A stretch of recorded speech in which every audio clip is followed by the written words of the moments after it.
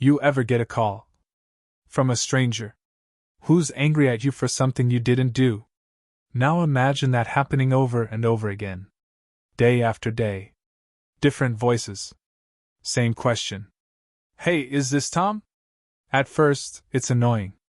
Then it's confusing. And eventually, it becomes personal. Because when someone keeps handing out your phone number like it's a prank toy, they're not just wasting your time. They're stealing your peace. And when I finally snapped, I didn't yell. I didn't threaten. I sent one message. And after that, Tom vanished from my life forever. If you've ever been disrespected, ignored, or pushed so far that you started imagining the most satisfying payback possible, you're in the right place. Hit that like button if you believe karma sometimes needs a little help. Subscribe if you love stories where bullies absolutely regret their choices. And settle in. Because this revenge is short, sharp, and devastatingly effective. Mobile phone, the wrong number that wouldn't die. I'd had my phone number for about 2 years. Nothing special about it. Just a number. Until one day, my phone buzzed. Unknown number. I answer. Hey, is this Tom? I politely explain. Nope, sorry, wrong number. They apologize. Hang up. Normal. Harmless. Except. The next day? Another call. Tom? You there? Then texts. Then voicemails. Different people. Same name. Tom. At first I laughed it off. People make mistakes. But after the 15th time? Something shifted. My phone would buzz during meetings. During dinner. Late at night. And every single time. Hey Tom, call me back. Tom, this is urgent. Tom, you gave me this number. That's when I realized. This wasn't accidental.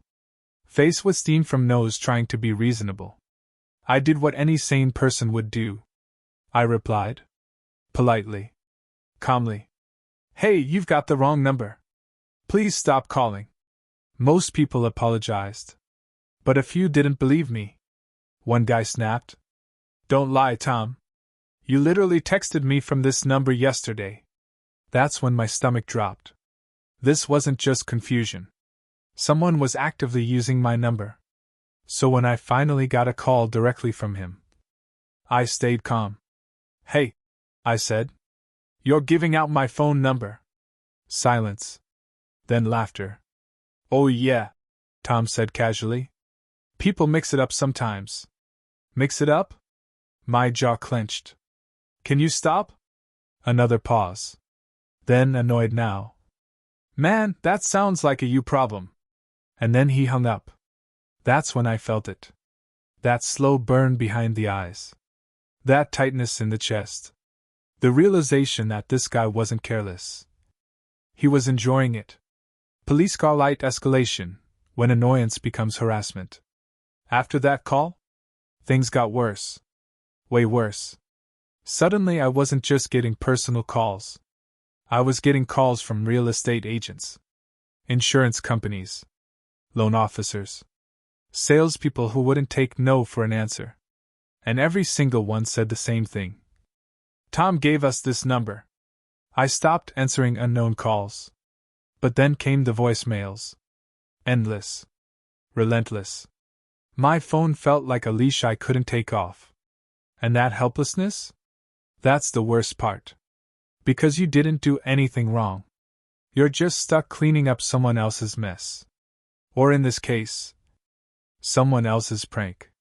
Fire the breaking point. The breaking point didn't come during a call. It came during silence.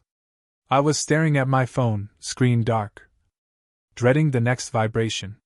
And I thought, why am I being polite? Why am I absorbing all this frustration? Why does he get to laugh while I jump every time my phone lights up? That's when a dangerous idea crept in. Not violence. Not threats. Just truth. Or at least my version of it. I didn't need to track him down. Didn't need to expose him publicly. All I had to do was be Tom. The next time someone called, I didn't answer. I waited. Then I texted back. And I typed the most unhinged sentence I could think of. Hey, it's Tom. Sorry I can't answer right now. I'm getting my SF ***** ed at a furry convention. I stared at the screen, finger hovering. Then I hit send. Face without mouth, immediate aftermath.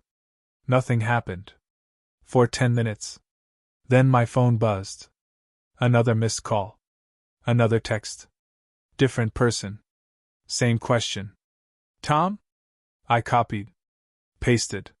Sent. Same message. This time? Chaos. My phone exploded. Missed calls. Rapid fire notifications. And then, Tom himself. Calling. Again. And again. I finally answered. He was furious. What the hell is wrong with you? I stayed silent. You're telling people what? Still silent. You're humiliating me. That's when I spoke. Funny, I said calmly. Sounds like a you problem. Dead silence. Then screaming. Threats. Insults. And finally, the call dropped. And after that? Nothing. No more calls. No more texts. No more Tom. Not from him. Not from anyone else. It was like he vanished. As if the second embarrassment entered the picture. The prank wasn't funny anymore. Crescent moon, the emotional release. I didn't feel guilt. I felt relief. The kind that loosens your shoulders. The kind that lets you sleep. Because for the first time in weeks, my phone was quiet. Justice doesn't always need a courtroom. Sometimes it just needs consequences. Was it childish? Maybe. But respect goes both ways. And when someone treats you like a joke, sometimes the only language they understand is embarrassment. I didn't hurt him. I didn't lie about me. I just stopped protecting him. And somehow, that was enough. If this story made you smile, or reminded you of someone who deserved it, hit that like button. Tell us in the comments, what's the most satisfying revenge you've ever seen? And don't forget to subscribe. Because karma is patient. But our stories aren't.